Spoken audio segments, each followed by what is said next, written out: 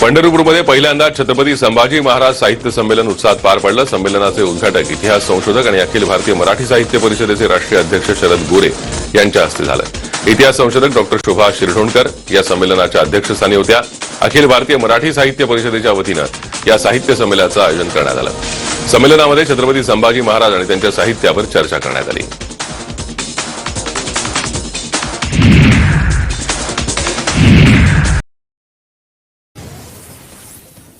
छत्रपती संभाजीराजेंच्या स्मृतिदिनानिमित्त पंढरपुरात छत्रपती संभाजी महाराज मराठी साहित्य संमेलनाचं उद्घाटन शरद गोरे यांच्या हस्ते करण्यात आलं। या साहित्य परिषदेत 80 कवींसह 40 साहित्यिकांनी सहभाग घेतला। काव्य संमेलनात शंभूराजेंवरील कवितांनी सर्वांची दाद मिळवली।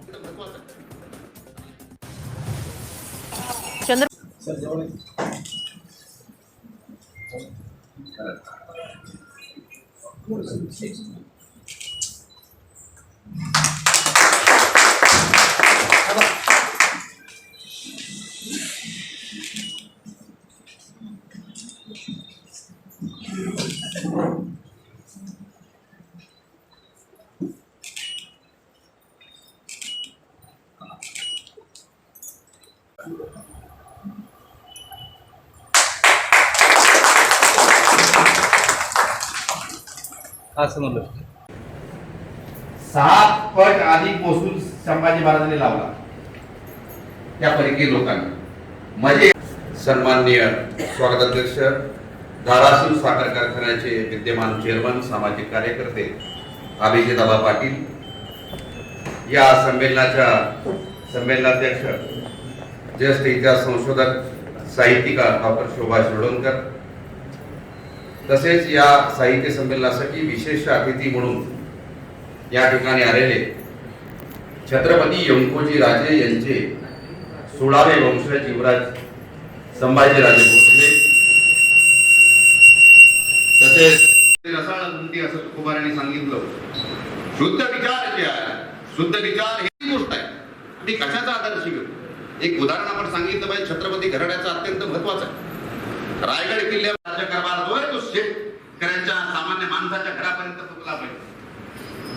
आणि आज लोक काय करतात, तुम्हाला 2 वर्षानंतर मोबाईल बदलता येतो, तुम्हाला प्रतिनिधी सगळ्या गोष्टी घ्यायला येतात, पण तुम्हाला कुठल्याही गोष्टी घ्यायला येतात। कर्ज काढायचं आणि जमिनी काय तुम्ही लग्न करायचं, घोषणावळी द्यायच्या, पत्रिका 300, 200, 400 बदलण्याची आवश्यकता आहे।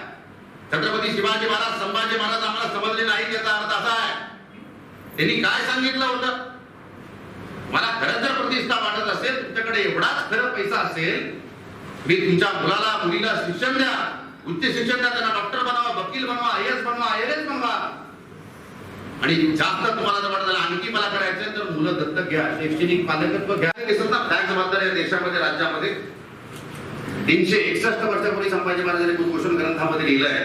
या 2 मुली स्नेह नमस्कार सगळ्यांना। उपस्थित सभागृहातील सर्व बंधू भगिनी, मान्यवर, व्यासपीठावर बसलेले, तसेच पत्रकार, फोटोग्राफर मित्र व पूर्ण पंढरपूर नगरीला आभार व्यक्त करतो मी, ज्यांनी मला ही संधी दिली आज इथे येण्याची आणि तंजावरबद्दल, संभाजी महाराजांबद्दल काही इतिहास सांगण्याचा। संभाजीराजे हे 14व्या वर्षी यांनी बुधभूषण हे ग्रंथ लिहिलं होतं। तसंच तंजावर संस्थांमध्ये असंच एक थोर आणि विद्वान राजा होता, म्हणजे सरपोजी दुसरे, ज्यांनी 6 वेगवेगळ्या भाषा, नाटक, नृत्य, अनेक अशा काही गोष्टी घडवल्या आणि जगाला भरतनाट्यम हे जे नृत्य आहे हे त्यांनी ह्या जगाला दिलेलं आहे। तसेच ते स्वतः एक खूप मोठे शस्त्रक्रिया करणारे हे होते त्यावेळेसचे, जे नेत्रबिंदूचं ऑपरेशन त्यावेळेस ते स्वतः करायचे आणि विविध भाषांमध्ये पुस्तकं, तेलुगू, कन्नड, तामिळ, मराठी, मोडी लिपी, संस्कृत या सगळ्याचा त्यांना खूप मोठा अभ्यास होता आणि त्यांनी तंजावरला पुढे खूप घडवले। तर आपण सर्वांना विनंती करतो की आपणही एकदा तंजावरला यावे। आपल्याला सातारा, कोल्हापूर, नागपूर हे संस्थांबद्दल आपण सगळ्यांनी ऐकलंय, बघितले गेले, पण बऱ्याच लोकांना तंजावर हे काय माहिती नाहीये कुठे। तंजावर एक असं जिल्हा आहे जिथं आजही 5 लाखपेक्षा जास्त मराठी बांधव तिथं वास्तव्य आहे, जे आजही मराठी बोलतात, पण ते थोडं दक्षिणी मराठी बोलतात, काही शब्द थोडे वेगळे आहेत त्यांचे. तसंच जसं बेळगावला मराठी बोललं जातं त्याचप्रमाणे तंजावरला थोडासा वेगळा मराठीचा भाषा आहे. छत्रपती संभाजीराजे ज्यावेळेस तंजावरला आले होते 17व्या शतकामध्ये, त्यावेळेस त्यांना डाळ हा प्रकार खूप आवडायचा. तर ह्या डाळीमध्ये तंजावरमध्ये जे चिंच आणि काही पदार्थ टाकून जे त्यांनी डाळ बनवली होती ते त्यांना खूप आवडलं होतं. तर त्याच डाळीचं नाव म्हणजे संभाचा आहार म्हणून सांबार हे जगप्रसिद्ध खाद्यपदार्थ आहे जे आपल्या सर्वांनाच माहिती.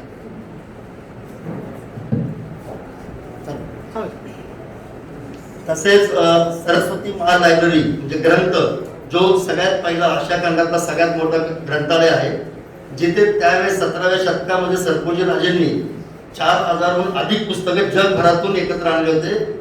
फक्त त्यांच्या अभ्यासासाठी नाही तर संपूर्ण लोकांसाठी तो अभ्यास व्हावा ह्या दृष्टिकोनात त्यांनी आणलं होतं. आणि आजही 40,000 पेहून जास्त अधिक पुस्तकं त्या ग्रंथालयात आहेत. तिथे एक ग्रंथ तर असा आहे की तुम्ही डाव्या बाजूने वाचताल तर संपूर्ण रामायण आहे, उजव्या बाजूला वाचताल तर महाभारत आहे संपूर्ण. शिवाजी महाराजांनी जे त्यांच्या सांगण्यावरून त्यांच्या त्यावेळेसच्या अभ्यासावरून त्यांनी सांगितलं ते पुस्तक ते ग्रंथ देखील आजही त्या ग्रंथालयात उपलब्ध आहे. परत काही परमानंद शिवभारत हे आजही तिथं आहे.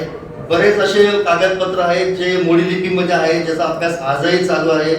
तिथं अजूनही एवढे मराठी आहेत की त्यांनी मोडी लिपी संस्कृत यावरती अभ्यास करून आजही चालू. आणि महाराष्ट्र शासन आणि सरस्वती महालायब्ररी या दोघांचं आता अटॅच होऊन त्यांच्यामध्ये काम चालू आहे की ते पूर्ण महाराष्ट्राला पण समजावं की काय पत्र आहे. तसेच मंदिर 88 मंदिराची दृष्टी माझे मोठे भाऊ छत्रपती श्रीमंत बाबाजीराजे भोसले आहेत. तसेच 110 एकरचा राजवाड्याचा परिसर आहे आपला, त्यातला 70% जास्त आपण जागा जी आहे ती गव्हर्नमेंटला दिलेली आहे, जे शाळा कॉलेज ग्राउंड ह्या सगळ्या गोष्टी आहेत.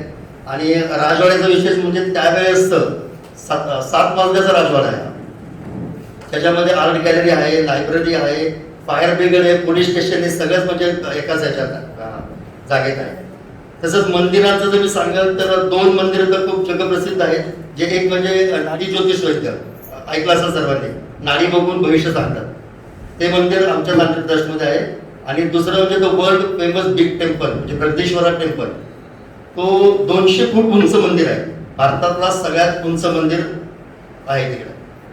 आणि त्याचा आपला इतिहास मराठ्यांचा इतिहास राहावा म्हणून त्यावेळेसच त्यांनी त्या पूर्ण मंदिराच्या परिसरामध्ये पूर्ण आपला इतिहास जो आहे तो कोरून शिलालेख आजही तुम्हाला बघायला मिळेल तिथं. तर नक्की आपण सगळे या तंजावरला एकदा व्हिजिट द्या आणि समजून घ्या मराठी फक्त इथंच नाही तिथं दक्षिण मराठी आम्ही आहे. आणि कधीही साहेबांकडनं माझा नंबर घ्या, गोरे साहेबांकडनं, यू आर ऑलवेज वेलकम. आणि इतिहास सांगाल तर म्हणजे तंजावर हे जे आहे हे शेतकऱ्यांसाठी मोठं प्राधान्य तिथं.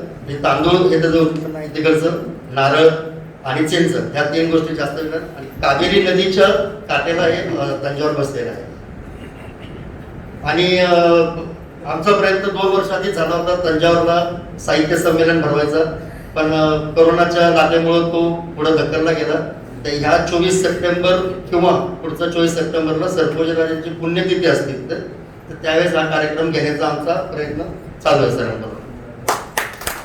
त्यावेळेस आपण सगळे यावे, सगळे कवी साहित्यक सगळ्यांना, इतर संशोधक सगळ्यांना आमंत्रण आहे. आणि तसेच आम जनता नागरिकांना पण आहे की तुम्ही सगळे एकदा यावे त्यांच्यावर. धन्यवाद. मी माझे 2 शब्द येतात संपवतो. खूप खूप आभारी आहोत छत्रपती शिवपुराणे. आज प्रथम मी छत्रपती संभाजी महाराजांना विनम्र अभिवादन करत आहे. पहिल्यांदा अखिल भारतीय मराठी साहित्य परिषद वतीने जे 14वे मराठी साहित्य संमेलन भरवले आहे त्यात आम्हाला अतिथी मंत्री बोलावले, त्याबद्दल आम्ही प्रथम आज त्यांचे आभार मानतो. आज इथं संमेलन अध्यक्ष आदरणीय शोभाताई शिरोडकर मॅडम, स्वागत अध्यक्ष आमचे नातेवाईक अभिजित बाबा पाटील साहेब, अजून आमदार साहेब दत्तात्रय सावंत साहेब आणि आमचे सहकारी शरदरावजी गोरे साहेब, तसेच फुलचंदी नागपूर साहेब आणि समोर उभा असले पुढे उपस्थित असलेले सर्व श्रोते, कवी वगैरे लेखक सर्वांना धन्यवाद मानतो पाहिजे मी. आज आज आम्हाला बोलावलं की राजमाता जिजाऊंची माहेरचे प्रतिनिधी म्हणून, त्याबद्दल धन्यवाद मानतो पहिल्यांदा. आणि ह्या माहेरमध्ये आम्हा सर्वांच्या माहेरमध्ये हा माहेरचा प्रतिनिधी बोलावले त्याबद्दल पुन्हा एकदा धन्यवाद मानतो. जास्त काय बोलत नाही, माझं वक्तव्य पोरे सरांना जास्त माहिती. धन्यवाद पुनश्च. रामकृष्ण. साहित्य संमेलनाच्या समारोपाच्या कार्यक्रमासाठी आमच्या सर्वांचे श्रीमंत अमरसिंह राजे जाधवराव, सिंदखेड राजा श्रीमंत लखोजी जाधव यांचे 16 वंशज, तसेच आमचे जवळचे स्नेही या कार्यक्रमासाठी या उद्घाटक शरदजी गोरे सर, राष्ट्रीय अध्यक्ष, या कार्यक्रमासाठी आवर्जून उपस्थित असलेले आमचे मार्गदर्शक, शिक्षक मतदारसंघाचे आमदार दत्तात्रय सावंत सर, प्रसिद्ध साहित्यिक संमेलनाध्यक्ष शोभाताई शिरडोणकर, या प्रदेशाध्यक्ष फुलचंदी नागटिळक, सर्व उपस्थित, सर्व पुरस्कार विजेत्यांना त्यांच्या पुरस्कार विजेत्याबद्दल खूप खूप शुभेच्छा, अभिनंदन करतो. आणि मला येण्यासाठी उशीर झाला त्याबद्दल दिलगिरी व्यक्त करून आज ज्या छत्रपती संभाजी महाराजांच्या जीवनावरती आपण प्रकाश टाकण्यासाठी हे साहित्य संमेलन आणि मराठी भाषा हे जगभर प्रसिद्ध करण्यासाठी खऱ्या अर्थानं हे 14वे साहित्य संमेलन पंढरपूर या ठिकाणी गोरे सर व त्यांच्या सर्व टीमनं घेतलं. या माध्यमातून साहित्य, कवी व सर्व क्षेत्रातील लोकांना यातून एक वेगळ्या पद्धतीचा मेसेज, आज गोरे सरांचं मगाशी उद्घाटनाचं जे भाषण होतं, खऱ्या अर्थानं ते प्रबोधन होतं. आणि त्या प्रबोधनातून छत्रपती संभाजी महाराज किती पैलूंनी आणि किती अष्टपैलू व्यक्तिमत्व होतं ते त्यांच्या व्याख्यानातून आपल्या सर्वांना मिळालं. आज या माध्यमातून असेच प्रयोग येणाऱ्या काळात गोरे सर आपल्या माध्यमातून असेल, आपल्या वेगवेगळ्या संस्थेच्या माध्यमातून असेल, पंढरपूरला नक्की आपण प्राधान्य द्यावं एवढीच अपेक्षा व्यक्त करतो. या सगळेजण थांबलेत जे राजेंचं ऐकायसाठी, त्यांच्यासाठी मी थांबतो आणि सर्वांनी आपण हे केल्याबद्दल आभार व्यक्त करून थांबतो. जय हिंद, जय महाराज. बुद्धभूषणचा अभ्यास जागतिक स्तरावरती झाला. त्या बुद्धभूषणचा अभ्यास सगळ्यांनी करण्याचा प्रयत्न केला. अवगत काय झालं आणि त्याच्यातलं एक अमृत त्याच्यातून काढण्याचा प्रयत्न सुरू आहे. बंधूंनो आणि भगिनींनो, बुद्धभूषणाने स्पर्श कशाला नाही केला हे कुणीही सांगावं. मी थोडाफार केला, मी शिक्षक आहे, त्यामुळं मला जे जाणवलं ते विशेष आहे. तुम्हाला सुद्धा जर तुम्ही केला असेल तर त्यातले विशेष कळाला असेल. जे दिसेल, जे पृथ्वी तलावरती आहे त्याला स्पर्श करण्याचा जोरदार प्रयत्न त्या बुद्धभूषणामधून झालाच. चांगलं दिसतं त्याच्यावर भरपूर लेखन होतं, जे प्रचंड भव्य असतं त्याच्यावर बरंच काय बोललं जातं. त्या बुद्धभूषणामध्ये बंधूंनो आणि भगिनींनो, जे वंचित आहे, ज्याच्यावर कुणी लिहू शकणार नाही, त्याच्यावर सुद्धा मोठं लेखन केलंय आणि ते सुद्धा किती महत्वाचं आहे ते सुद्धा सांगितलंय. ज्याला फळं येतात, ज्याला फुलं येतात, ज्याला सुगंध असतो, त्या वृक्षवल्लीवरती आम्ही भरपूर ऐकलं आणि भरपूर वाचलं. पण काटेरी झुडपावरती सुद्धा संभाजी महाराजांनी बुद्धभूषणामध्ये काय लिहिलंय हे जर तुम्ही ऐकलं असेल तर तुमच्या आणि माझ्या लक्षात आल्याशिवाय राहणार नाही. तो बुद्धभूषण म्हणजे विलक्षण आहे. बंधूंनो, म्हणजे विचार करण्याच्या पलीकडच्या गोष्टी छत्रपती संभाजी महाराजांच्या आयुष्यामध्ये त्यांच्या माध्यमातून झालेल्या आहेत. त्यामुळे त्यांचा नुसता विचार जरी आम्ही पुढे नेला तरी मला वाटतं या जगामध्ये, जाऊ देत जगाचं, देशामध्ये परत बघू, महाराष्ट्रामध्ये जी व्यथा राष्ट्रीय अध्यक्षांनी गोरे सरांनी या ठिकाणी मांडली, शेतकऱ्यांची व्यथा मांडली, आई काय असते सरांनी सांगितली, या सगळ्यांना जर न्याय द्यायचा असेल तर बुद्धभूषण जरी आम्हाला पुढे नेता आलं, त्यांच्या बाकीच्या ग्रंथाचा अभ्यास करायला आमची तेवढी लायकी वाढली पाहिजे. तेवढी लायकी वाढवून घेण्याची संधी नक्की त्या स्वतंत्र देशामध्ये आहे, ती वाढवून घ्यावी आणि त्या बुद्धभूषणासह आपण फक्त त्यांचा विचार आचरणात आणावा इतकंच या ठिकाणी मी सांगेन. राजकारण्यांच्या वरती भरपूर बोललं जातं, बोललं पाहिजे असा मानणारा मी सुद्धा एक कार्यकर्ता आहे. कारण गोरे सर तुम्ही शेजारी आहे, त्यामुळे दत्तात्रय सावंत तुम्हाला पुणे विभागामध्ये निवडणूक लढला, आमदार झाला म्हणजे राजकारणी ठरला कधीच नाही. मी कधीच नव्हतो, मी कधीच थांबणार सुद्धा नाही. कारण चळवळ ही माझा श्वास आहे आणि त्याच्यामुळे चळवळ घेऊन करणारा कार्यकर्ता असल्यामुळे 100% राजकारण्यांच्याकडून प्रचंड मोठी अपेक्षा तत्कालीन स्थितीत माझी पण होती, आज पण आहे, भविष्यात सुद्धा ठरेल. कारण पॉलिसी तुम्ही ठरवता, त्यामुळे ती पॉलिसी 100% प्रथमतः शेतकऱ्यासाठी, प्रथमतः मजुरासाठी, प्रथमतः वंचितासाठी ठरली पाहिजे आणि त्यासाठी आमची सगळी सत्ता पणाला लागली पाहिजे. हे छत्रपती शिवाजी महाराजांनी सांगितलं, तेच राजे छत्रपती संभाजी महाराजांनी सांगितलं आणि त्यामुळे त्यांचा विचार आम्हाला साहित्याच्या माध्यमातून पुढे देता येईल आणि त्यांचं साहित्य, याचीच प्रदर्शन, याचीच पारायण, यांचेच विचार आम्हाला या ठिकाणी करता आले पाहिजे, मोठ्या प्रमाणात करता आले पाहिजे.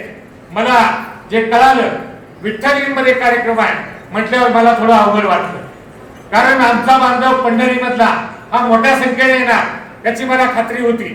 पण या ठिकाणी दर्दी माणसं गर्दी न करता आलेली आहे, भविष्यामध्ये गर्दी सहित गर्दी गोरे सरांना आणि जे राजे या ठिकाणी तुमच्या माझ्या सगळ्यांच्या समोर आले त्यांना ही पंढरी नगरी भविष्यामध्ये दाखवून देईल आणि सोबतीला आम्ही सगळेजण ताकदीने असू इतकं या ठिकाणी आश्वस्त करतो. मला या ठिकाणी बोलावलं एका चांगल्या संधीचा, चांगल्या क्षणाचा, या ठिकाणी साथीदार होण्याचा, भागीदार होण्याचा क्षण मला या ठिकाणी अभिजितजी पाटील जे या राज्यामध्ये तेही एक अद्भुत उदाहरण आहे, चार साखर कारखान्याचे ते चेअरमन आहे, त्यांनी मला परवा सांगितलं आणि तुम्ही या म्हटले, त्यासाठी त्यांचं मी आभार मानतो. मला आपल्या संमेलनामध्ये सहभागी करून घेतलं याबद्दल तुम्हाला धन्यवाद देतो.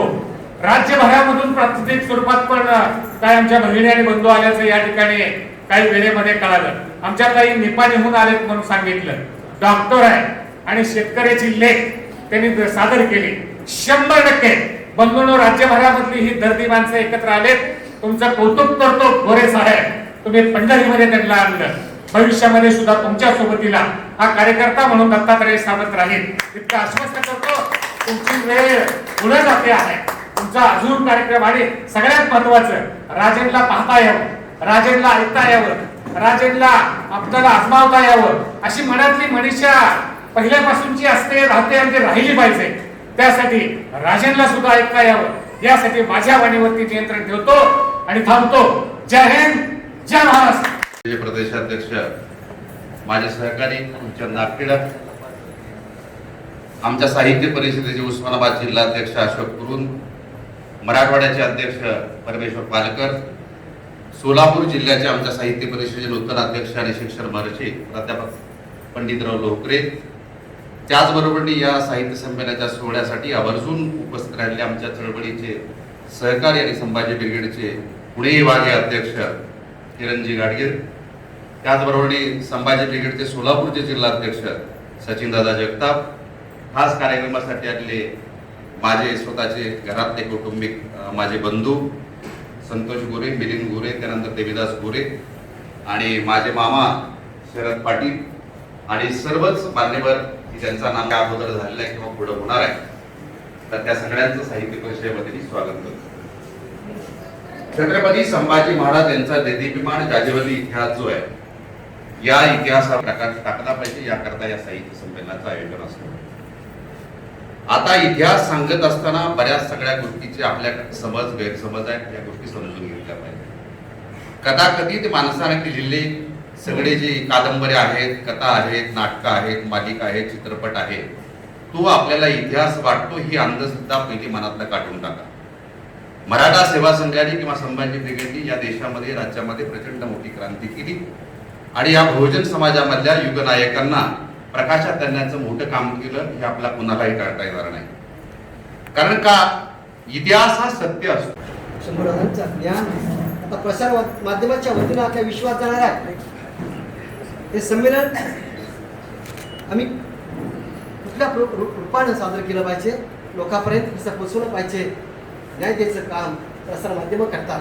म्हणून सर्व पत्रकारांचं, साहित्यिकांचं, मी अखिल भारतीय साहित्य परिषदेच्या वतीनं सर्व साहित्यिकांचं, साहित्यकारांचं मी खूप खूप स्वागत करतोय. कारण या निमित्तानं आपल्याशी संवाद व्हावा. मोबाईलच्या रूपानं आज व्हॉट्सअपच्या माध्यमातून लोकांचा संपर्क चाललेला आहे, परंतु ऑनलाईन संमेलन न घेता हे संमेलन लोकसहभागातून हे संमेलन होत आहे. या संस्थेला मी शासन मान्यता असली तरी आम्ही शासनाचं अनुदान घेत नाही, विनाअनुदानित आम्ही. कारण कुठलीही योजना, शासनाची योजना लोकांपर्यंत पोहोचवायची असेल तर जोपर्यंत लोकांचा सहभाग होत नाही, लोक चळवळ होत नाही, तोपर्यंत यशस्वी होत नाही. म्हणून आपण जागतिक लेवलची मराठी भाषा व्हावी, नुसत्या घोषणा देऊन किंवा मोर्चे काढून होणार नाहीत, पत्रकार परिषद घेऊन होणार नाहीत, परंतु लोक जोपर्यंत हातात हात घालून आपण या माय मराठीचा यशस्वी गाथा जगापर्यंत आपण पोहोचली पाहिजे. कारण आम्ही अनुदानाची वाट बघण्यापेक्षा, शासनाच्या मदतीची वाट बघण्यापेक्षा आम्ही लोकसहभागातून हे संमेलन यशस्वीरित्या स्वाभिमानानं नवसाहित्यिकांना असेल, ज्येष्ठ साहित्यिकांना असेल. कारण आम्ही ज्येष्ठ साहित्यिकांना का आवडतो, त्यांनी आजपर्यंत स्वतःला गाडून घेऊन हे साहित्याची सेवा केली. त्याचा कुठंतरी त्या संमेलन झाला पाहिजे. कारण इथून आम्ही पुरंदरला घेतलं, पुरंदर किल्ल्यावरती घेतलं, परंतु सर्वांना येता येत नसतं. जसं पंढरपूर विठ्ठल रुक्मिणी मंदिर प्रत्येक गावात असतं, का प्रत्येकाला जाता येत नाही. महाराजांचे वंशज तंजावर, तामिळनाडू, युवराज संभाजीराजे महाराज हे आपल्या विशेष अतिथी म्हणून आज इथं त्यांचं आताच आलेले आहेत, आगमन झाले. ताजी कविता आहे, ताज्या कवितेसाठी जोरदार टाळ्या झाले पाहिजे. त्या बाबत धन्यवाद मॅडम. यानंतर या ठिकाणी ज्यांचं आगमन झालेलं आहे माननीय श्रीमंत अमरसिंह राजे जाधवराव साहेब सिंदखेड राजा, श्रीमंत लोकोजीराव जाधव यांचे 16वे वंशज. आणि मला असं वाटतं आपण उभं राहून त्यांना टाळ्या वाजवून मानवंदना द्यायची अशी आपणास संघटनांची आहे. सर्वांना विनंती करतो आपण स्थानापन्न व्हायचं आहे. सगळ्यांनी कविता म्हटल्या, मला सुद्धा कविता म्हणायची एकच आहे. मी तशा 500 कविता आणल्या होत्या, 499 कविता गेटवर काढून घेतल्या त्यांचं काही भरोसा. कवितेचं शीर्षक आहे पाणी. कुणी पाणी पितं, कुणी पाणी पाजतं, कुणी पाणी पितं, कुणी पाणी पाजतं, कुणी पाण्यात पाहतं, कुणी पाण्यासारखं वाहतं. कुणी पाणी पितं, कुणी पाणी पाजतं, कुणी पाण्यात पाहतं, कुणी पाण्यासारखं वाहतं. कुणाचं पाण्यात घर, कुणाच्या घरात पाणी. कुणाचं पाण्यात घर, कुणाच्या घरात पाणी. कुणाचे पाणीदार डोळे, कुणाच्या डोळ्यात पाणी. कुणाचं पाण्यात घर, कुणाच्या घरात पाणी. कुणाचे पाणीदार डोळे, कुणाच्या डोळ्यात पाणी. कुणी पाण्यात बुडतं, कुणी पाण्यावर तरंगतं. कुणी पाण्यात बुडतं, कुणी पाण्यावर तरंगतं. साधं गोळं पाणी, कुठल्याही रंगाने रंगतं. कुणाचं पाण्याचं तोंड, कुणाच्या तोंडाला पाणी. नुसती पसार पसार काही. कुणाचं पाण्याचं तोंड, कुणाच्या तोंडाला पाणी. कुणाचं गळतं पात्र, कुणाची पाण्यावर राहतं. कुणी पाणी अडवतं, कुणी पाणी जिरवतं. कुणी पाणी अडवतं, कुणी पाणी जिरवतं. भल्या भल्यांना पाणी दाही दिशा फिरवतं. असा साधा देव पाणी सोपा धडा शिकवत. असा साधा देव पाणी सोपा धडा शिकवत. मोकळ्या आभाळात पाणी गर्द मेघ पिकवत. असा साधा देव पाणी सोपा धडा शिकवत. मोकळ्या आभाळात पाणी गर्द मेघ पिकवत. पाण्यात आणि प्रेमात नेहमीच पडावं. पाण्यात आणि प्रेमात नेहमीच पडावं. आलं जर दाटून भर पावसात रडावं. पाण्यात आणि प्रेमात नेहमीच पडावं. आलं जर दाटून भर पावसात रडावं. असं पाणी मनात नदीत वाहत असतं. पाणी पावसाचं रूप जातात पाहत नसतं. असं पाणी मनात नदीत वाहत असतं. पाणी पावसाचं रूप जातपात पाहत नसतं. कुणाचं खारं पाणी, कुणाचं गोड पाणी. कुणाचं खारं पाणी, कुणाचं गोड पाणी. कोणी म्हणतो सोड पाणी, कोणी म्हणतो तोड पाणी. कुणाचं खारं पाणी, कुणाचं गोड पाणी, कोणी म्हणतो सोड पाणी, कोणी म्हणतो तोड पाणी. कुणाच्या डोळ्यात मावत नाही अंबर. कुणाच्या डोळ्यात मावत नाही अंबर. कुणाच्या डोळ्यांना पाण्याचं झुंबर. कुणाच्या डोळ्यांना पाण्याचं झुंबर. कुणाच्या डोळ्यांना पाण्याचं झुंबर.